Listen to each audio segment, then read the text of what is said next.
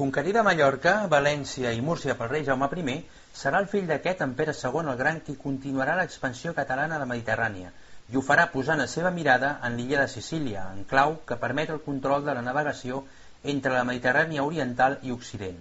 Així doncs, i defensant els drets dinàstics de la seva esposa Constança, princesa de Sicília, Pere II expulsa els francesos de Sicília el 1283. Com a revenja, els francesos emprenen una guerra contra Catalunya, que és declarada croada pel papa francès Martí IV, però són derrotats per mar i terra i el seu rei mor a causa de la pesta.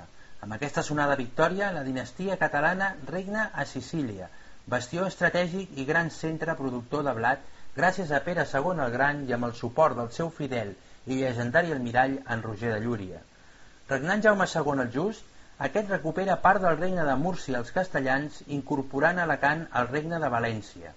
Després s'emprèn la conquesta de Sardenya i es guanya l'illa de Còrsega.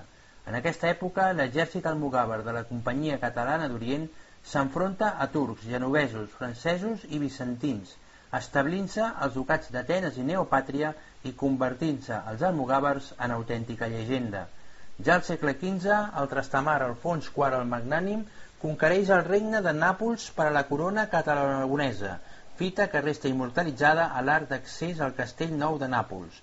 50 anys més tard, és Ferran II el Catòlic, amb l'almirall Colom al cap, qui expandeix la nació catalana arreu del món amb la més gran de totes les aventures navals de la història, la descoberta i conquesta d'Amèrica.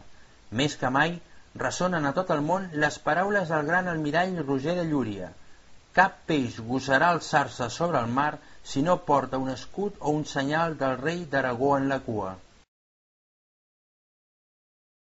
Cercle Català d'Història, www.cch.cat, el portal de referència en recerca històrica del nostre país. Visita'ns!